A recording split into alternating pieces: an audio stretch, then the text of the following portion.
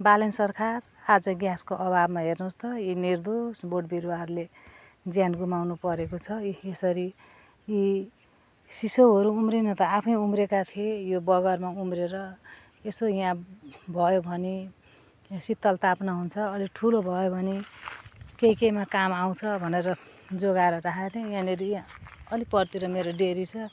आज म बजार जानुभन्दा अगाडि यिनीहरू कति राम्रो जिउँदै थिए, बाँचिरहेका थिए। हावामा बयली खेलिरहेका थिए। 2 घन्टा जति बजार गएर आउँदाखेरि यिनीहरूको प्राण पोखेर यसरी उडेछ।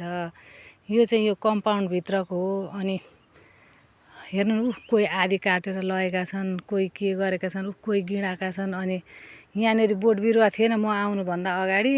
म आइसकेपछि यी बोट बिरुवाहरू कतिले काट्न खोजे। मान्छेहरूलाई नकाट्नु न, यो खोला यता पस्छ, यो खोला यता पस्छ भने हामीलाई नै बगाउँछ भनेर मान्छेहरूसँग झगडा गर्दै मैले यी बोट बिरुवाहरू जोगाएको छु। अब यही पारा हो भने त यिनीहरू पनि नरहलान्। अब यो नेपालमा ग्यास कहिले पाए। यसरी हेर्नुहोस् त, एउटा राख्दै एउटा गिडाउँदै यहीँ छ खोलो।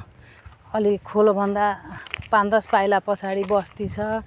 अनि यो यसो बोट बिरुवा रुखहरू भयो भने खोलो पस्दैन कि भनेर जोगाउँ भनेको। मान्छेहरू आउँदै काट्दै लाँदै गर्छन्।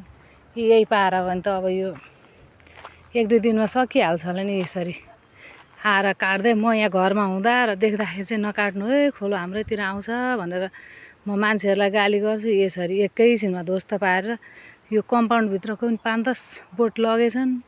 अनि यो बाहिर पनि यसरी ध्वस्त पारेर लगाएछन्। यो ग्यास कहिले आउँछ त बालन सरकार अब।